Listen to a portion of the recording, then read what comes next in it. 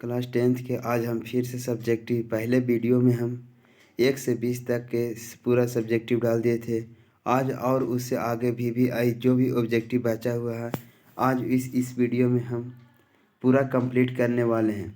और जितना भी हम भी आई सब्जेक्टिव क्वेश्चन दे रहे हैं एक बार ज़रूर आप याद करके इस एग्ज़ाम में जाइएगा, ताकि आप लोग का इससे बहुत ही ज़्यादा हेल्पफुल होने वाला है और एग्ज़ाम में पूछने की चांसेस बहुत ही ज़्यादा है।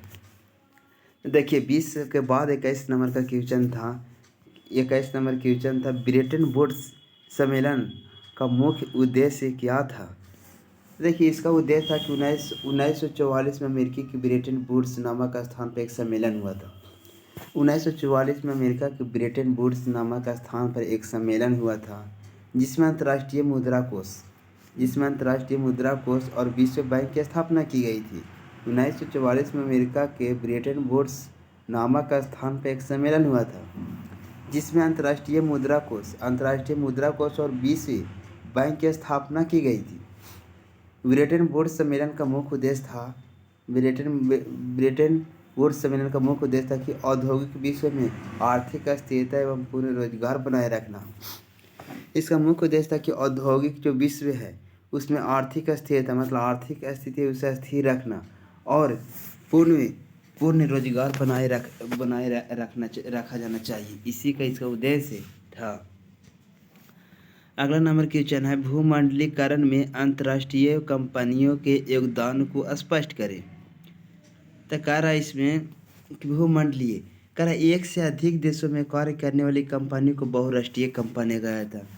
देखो बहुराष्ट्रीय कंपनी उससे कहेंगे जो एक से अधिक देशों में काम करता है उसे कंपनी कहा जाता है। उसे काम करने वाली कंपनी के बहुराष्ट्रीय कंपनी कहा जाता है। बहुराष्ट्रीय कंपनी के कारण वस्तु पूंजी और श्रमिक बढ़ावा मिला है का एक देश के दूसरे देश में प्रवाह हुआ है जिससे अंतर्राष्ट्रीय व्यापार को बढ़ावा मिला। इस तरह बहुराष्ट्रीय कंपनी को भूमंडलीकरण में महत्वपूर्ण योगदान मिला। कारण देखिए भूमंडलीकरण आने से बहुत सारे हमारे कंपनियों को योगदान मिला, क्योंकि एक बहुराष्ट्रीय कंपनी वैसे कंपनी कहते हैं जो एक से अधिक देशों में काम करती है उसे बहुराष्ट्रीय कंपनी कहते हैं। बहुराष्ट्रीय कंपनी के कारण वस्तु और पूंजी और श्रमिक को एक देश से दूसरे देश प्रवाह हुए हैं। मतलब बहुराष्ट्रीय कंपनी के कारण जो वस्तु था, पूंजी था और जो श्रमिक लोग था एक देश से दूसरे देश में प्रवाह हुए हैं, जिससे अंतर्राष्ट्रीय व्यापार को बढ़ावा मिला। इस तरह बहुराष्ट्रीय कंपनी को भूमंडलीकरण में महत्वपूर्ण योगदान दी है। अब चलते हैं आगे। इसके कहते छापा खाना यूरोप कैसे पहुंचा। जो छापा खाना यूरोप कैसे पहुंचा, तो छापा खाना यूरोप कैसे पहुंचने का इसका कारण क्या था, रीजन। छापा खाना यूरोप तो लकड़ी के ब्लॉक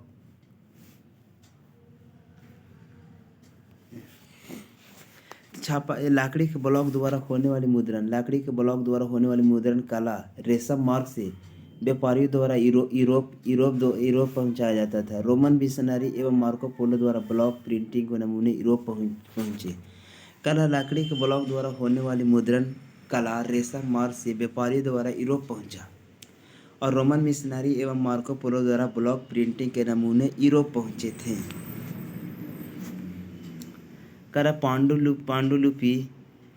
पांडुलिपि क्या है, इसकी क्या उपयोगिता है। तो हाथ से लिखी गई पुस्तक को पांडुलिपि कहा जाता है। पांडुलिपि उसे कहते हैं जो हाथ से लिखा जाता है, उसे पांडुलिपि कहा जाता है। ऐसा पुस्तक जो हाथ से लिखे जाने वाले पुस्तक को पांडुलिपि कहा जाता है। पांडुलिपि तार के पत्ता हाथ से बना कागज पर लिखा जाता है। मतलब पांडुलिपि ऐसा होता है जो तार के पत्ता या हाथ से बना कागज पर लिखा जाता था। भारत में छापाखाना के आविष्कार से पहले पांडुलिपि लिखा जाता है। भारत में जब पहले छापाखाना नहीं था तो उससे पहले पांडुलिपि से ही लिखा जाता था।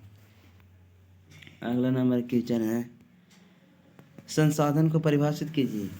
संसाधन मानव जीवन को उपयोग में आने वाली सारी वस्तुओं को संसाधन कहलाती है। मतलब वैसा संसाधन हो जो मानव जीवन को उपयोग में जो भी वस्तुएं मानव को जीवन में उपयोग आता है वही संसाधन होती है। और जिमरमैन के अनुसार कहा गया कि संसाधन होते नहीं, बनाए जाते हैं। और ये बात 100% हकीकत है कि जब तक हम कोई वस्तु का उपयोग नहीं करते हैं, वो जब तक संसाधन नहीं होता है। जंगलों में लगे पेड़ पौधों संसाधन जब तक नहीं है, जब तक हम उसका उपयोग नहीं करते हैं। अगर ईंटे कोई भी चीज़ का हम अगर अपने जीवन में उपयोग नहीं कर रहे हैं तो संसाधन नहीं है। जैसे नल, बोर्ड, मोबाइल, साइकिल, etc। प्राकृतिक संसाधन का संरक्षण क्यों आवश्यक है? जो हमारे प्राकृतिक संसाधन है उसका आखिर संरक्षण क्यों आवश्यक, उसका बचाव करना क्यों आवश्यक है? तो संसाधन के अत्यधिक प्रयोग से विभिन्न प्रकार की पर्यावरणीय समस्या उत्पन्न होती है। अगर हम संसाधन को बहुत ज़्यादा अत्यधिक प्रयोग कर देंगे तो उससे विभिन्न प्रकार के पर्यावरण समस्या उत्पन्न होती है। और संसाधन का नियोजित एवं विवेकपूर्ण उपयोग संसाधन संरक्षण कर रहा था। संसाधन को हमको सही ढंग और बचाव पूर्वक, विवेक पूर्वक अपने सही ढंग से उपयोग करना चाहिए। उसे संसाधन संरक्षण कहलाता है। सतत विकास को बनाए रखने के लिए प्राकृतिक संसाधन का संरक्षण आवश्यक है। सतत विकास मतलब आने वाली पीढ़ी के लिए ये सब संसाधन बचा के रखने के लिए संसाधन का संरक्षण आवश्यक है। कह रहा है जल संसाधन को क्या उपयोग है, लिखें। तो जल संसाधन का उपयोग तो आप लोग लिख ही देंगे कि जल संसाधन का उपयोग पेयजल, घरेलू कार्य, सिंचाई, उद्योग, जन स्वच्छता, मलमूत्र विसर्जन, जल विद्युत निर्माण, परमाणु संयंत्र, शीतलन, मत्स्य पालन, जल कृषि, वानिकी, जल क्रीड़ा जैसे कार्यों में होती है। ये सब तो जल का उपयोग आप लोग बताए जाए क्या क्या जल का उपयोग करते हैं। कपड़ा धोने, बर्तन धोने, सब सामने जल का संसाधन का उपयोग करते हैं। कह रहा भारत की नदियाँ में प्रदूषण के कारण का वर्णन कीजिए। जो भारत की नदियाँ उसमें आखिर क्या जो प्रदूषण फैला उसका आखिर कारण क्या है? तो भारत की नदियाँ में प्रदूषण फैलने के लिए निम्नलिखित कारण हैं। सबसे पहला कारण है नगरों के कूड़ा करकट मैल नदियों में गिराया जाता है। जितना भी कूड़ा करकट हो, मैल हो, गोबर हो, सब को नदियों में गिराया जाता है। दूसरा है कि कल कारखाने को अपशिष्ट रासायनिक पदार्थों को नदियों में गिराना। जितना भी कल कारखाने, जितना भी फैक्ट्री है, सब बचा हुआ जितना भी रासायनिक पदार्थ होता है सबको नदी में गिरा दिया जाता है। मृत जीव जंतुओं को नदियों में फेंकना। अगर कोई भी जंतु अगर मृत जीव जंतु अगर मर जाता तो उसे लोग नदियों में फेंक जाता जिससे नदी का प्रदूषण होता है। तालाबों में कीटनाशक दवाएं छिड़कना। जैसे तालाब में कीड़े मकोड़ों को मारने के लिए कीटनाशक दवाई छिड़का जाता है, जिससे भी तालाब वाला पानी सब नदी में जाकर ही उसे नदी प्रदूषण फैला देता है।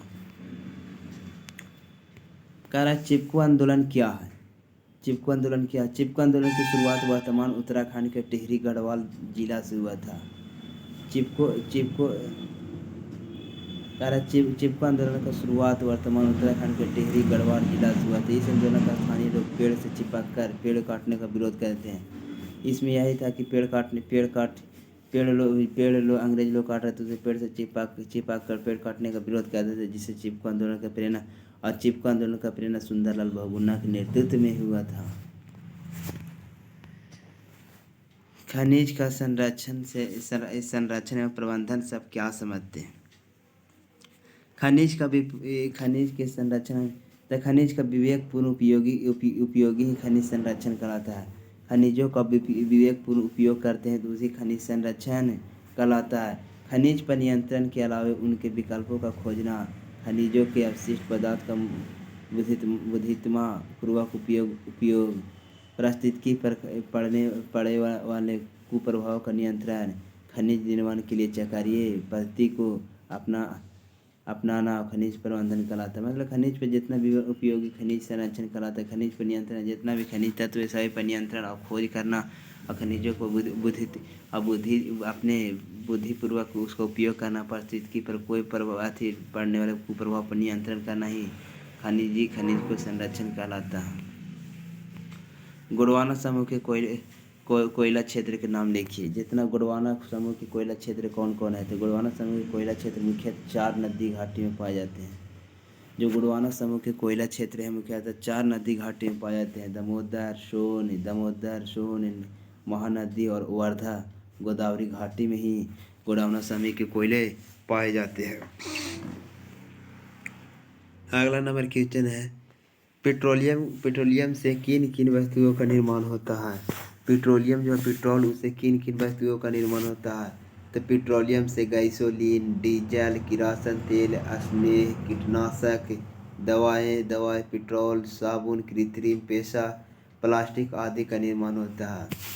पेट्रोलियम से विभिन्न प्रकार के चीज़ों का निर्माण होता है। पेट्रोल से गैसोलीन, डीजल, किरासन तेल, स्नेहक, कीटनाशक, दवाएं, पेट्रोल, साबुन, कृत्रिम रेशा, प्लास्टिक आदि का निर्माण होता है। सौर ऊर्जा का उत्पादन कैसे होता है। सौर ऊर्जा का उत्पादन तो जब फोटोवोल्टाइक सेलों में विस्तार सूर्य की किरणें को ऊर्जा में परिवर्तित किया जाता है तो सौर ऊर्जा का उत्पादन होता है।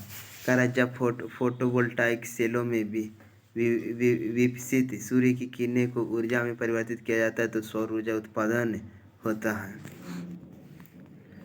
हरित क्रांति से आप क्या समझते हैं।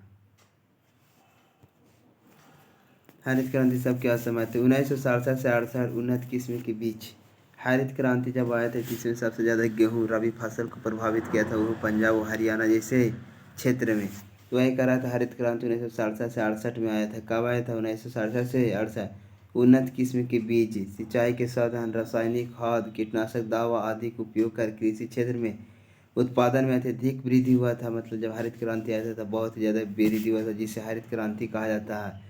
हरित क्रांति के जनक एम.एस. स्वामीनाथन को कहा जाता है। जो हरित क्रांति के जनक था उसे एम.एस. स्वामीनाथन को कहा जाता है। हरित क्रांति का सबसे अधिक प्रभाव गेहूं के फसल पर पड़ा। हरित क्रांति का सबसे अधिक प्रभाव पंजाब और हरियाणा जैसे राज्यों में पड़ा था। भारतीय कृषि के 5 प्रमुख विशेषताओं को लिखें। भारतीय कृषि की जो पाँच प्रमुख विशेषताओं को लिखिए। भारतीय कृषि के प्रमुख विशेषताएं निम्नलिखित है। भारतीय कृषि मानसून पर निर्भर रहता है। जो भारत की कृषि रहता है वो मानसून पर निर्भर रहता है कि बारिश होगा तो कृषि होगा, बारिश नहीं होगा तो कृषि नहीं हो पाता है। अब भारत में लगभग 2/3 लोग जीविका कृषि पर निर्धारित करता है। दो तिहाई लोग है जो लगभग कृषि पर ही निर्भर रहती है। भारत की राष्ट्रीय आय कृषि का योगदान 24% है। जो राष्ट्रीय आय में कृषि का योगदान 24% रहता है। भारत की अधिकांश जनसंख्या कृषि से ही भोजन प्राप्त होता है। मतलब भारत के अधिकांश जनसंख्या है वह कृषि पर ही निर्भर रहता है। अगला है कि भारत में कृषि आधारित कई उद्योग, सूती वस्त्र उद्योग, गन्ना उद्योग, चीनी उद्योग आधारित कृषि आधारित उद्योग धंधा, मतलब सूती वस्त्र कृषि से किया जाता है, गन्ना उद्योग भी कृषि से और चीनी उद्योग भी कृषि के ही दम पर किया जाता है। 40 नंबर है, स्वामित्व के आधार पर उद्योग उदाहरण सहित वर्गीकृत कीजिए। मतलब स्वामित्व के आधार पर उद्योग 2 प्रकार के होते हैं, सार्वजनिक उद्योग और संयुक्त अथवा सहकारी उद्योग। 2 प्रकार के उद्योग होते हैं। देखिए यहाँ पर 2 प्रकार के उद्योग होते हैं। सार्वजनिक उद्योग वैसा उद्योग जिसका संचालन सरकार करती है। मतलब सार्वजनिक उद्योग ऐसा उद्योग हो जिसका संचालन सरकार करती है उसे सार्वजनिक उद्योग कहते हैं। जो उद्योग सरकार संचालन करेगा वो सार्वजनिक उद्योग होगा। जैसे दुर्गापुर, भिलाई, राउरकेला इस्पात केंद्र, भेल। दूसरा में अथवा संयुक्त सहकारी उद्योग वैसा उद्योग जिसमें 2 या 2 से अधिक व्यक्ति या सहकारी समिति को योगदान हो उसे अथवा सहकारी उद्योग कहा जाता है। मतलब कह रहा है जैसे कोई बिजनेसमैन और सरकारी का भी जो मिलकर जो दोनों काम करते उसे संयुक्त अथवा सहकारी उद्योग कहा जाता है। जैसे अमूल, सुधा, ऑयल।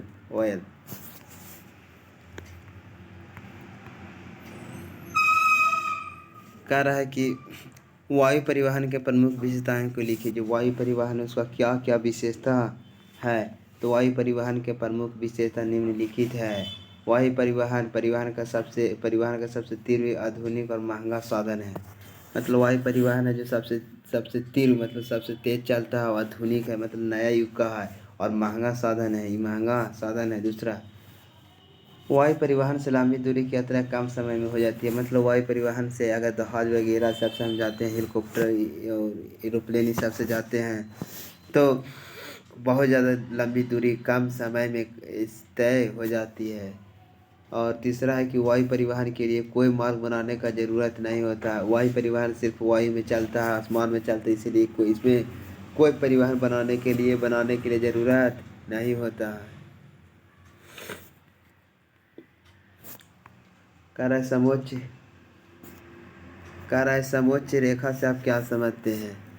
तो भूतल पर समुद्र जल तल से एक समान ऊंचाई वाले बिंदुओं को मिलाकर मानचित्र पर खींची जाने वाली काल्पनिक का समोच्च रेखा कहलाती है। कहता है भूतल मतलब धरती और समुद्र जल तल से एक समान ऊंचाई वाले बिंदुओं को मिलाकर मानचित्र पर खींची जाने वाली काल्पनिक रेखा समोच्च रेखा कहलाती है।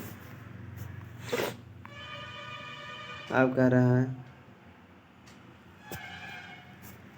रहा है कि जीवन के विभिन्न पहलुओं का जिक्र करके जिसमें भारत की स्त्रियों के साथ भेदभाव या कमजोरी की स्थिति में है।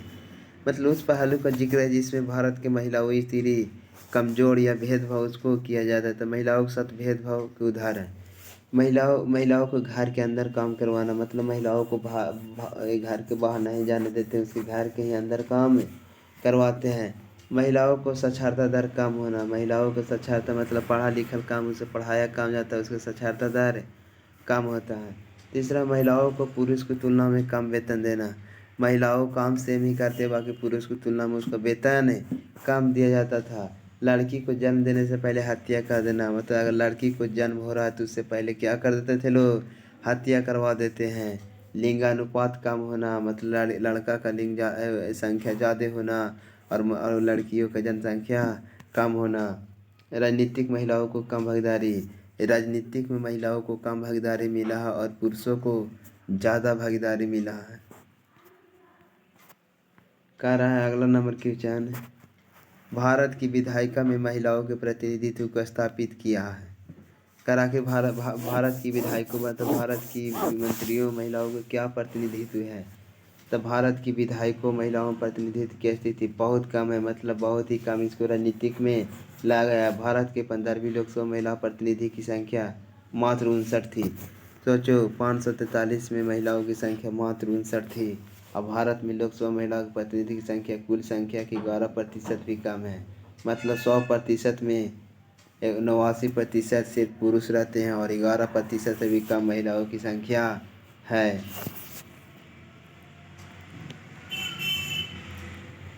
कह रहा है सामाजिक विभाजन की क्या अभिप्राय है? सामाजिक विभाजन से समाज के क्षेत्र, जाति, धर्म, नस्ल आदि के आधार पर जो विभाजन किया जाता है उसे सामाजिक विभाजन कहलाता है। जो समाज के क्षेत्र में क्षेत्र, जाति, धर्म, नस्ल, भेदभाव, भूषा आदि से जो विभाजन किया जाता है उसे सामाजिक विभाजन कहा जाता है। धर्मनिरपेक्षता से आप क्या समझते हैं? तो धर्मनिरपेक्षता मतलब धर्म वैसा देश जिसमें किसी जाति, धर्म, नस्ल के आधार पर भेदभाव नहीं किया जाता है, सभी को एक समान दिया जाता है, उसे धर्मनिरपेक्ष राज्य कहते हैं। धर्म के आधार पर भेदभाव नहीं करना, सभी धर्म को समान करना धर्मनिरपेक्षता कहलाता है।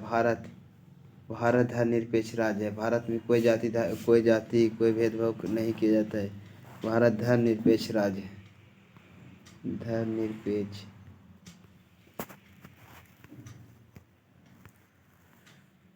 अब पूछ रहा है धर्मनिरपेक्ष का अर्थ राज्य क्या है?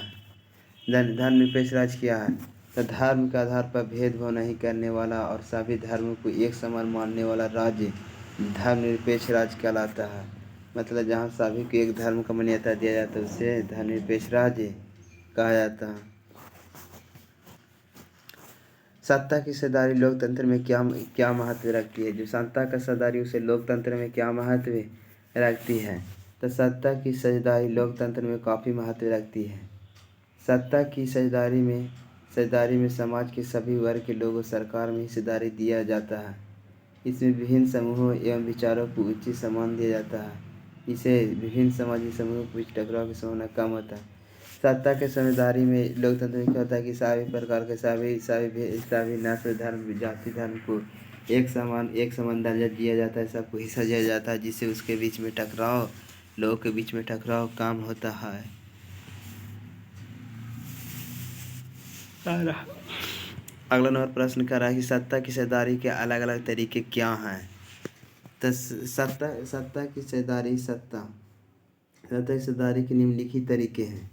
सरकार के विभिन्न अंगों के बीच सत्ता का विभाजन, मतलब सरकार के विभिन्न अंगों के बीच रहता है, उसमें सबको सत्ता का विभाजन किया जाता है। दूसरा में है विभिन्न स्तर पर प्रागठित सरकारों के बीच सत्ता अक्त विभाजन, मतलब विभिन्न सरकारों के बीच विभाजन होता है। और आगे कहा गया है विभिन्न समुदायों के बीच सत्ता का विभाजन, मतलब सभी समुदाय सभी जाति धर्म के बीच सत्ता का विभाजन होता है। और गैर सरकारी संस्थाओं में सत्ता का विभाजन, मतलब जितने भी सरकारी गैर सरकारी के बीच संस्थाओं में सत्ता का विभाजन होता है।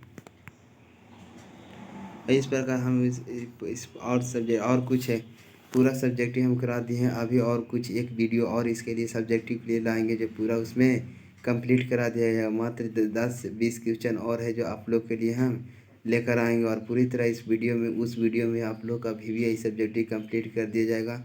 और मात्र एग्ज़ाम के जाने से पहले एक बार सब्जेक्टिव पढ़ कर जाए, आप लोग का बहुत हेल्पफुल आएगा। और इसमें एग्ज़ाम एग्ज़ाम एग्ज़ाम में आने की पूरी संभावना रहेगा। और आप लोग इस चैनल को जितना से जितना हो सके शेयर और लाइक सब्सक्राइब जरूर करें, ताकि आप लोग का लाइक से शेयर सब्सक्राइब ही हमें एक हौसला कोई नहीं। और जो भी लोग इस वीडियो को देखते हुए अपना कमेंट में ज़रूर कमेंट करें, जो कमेंट करें। Thank you very much.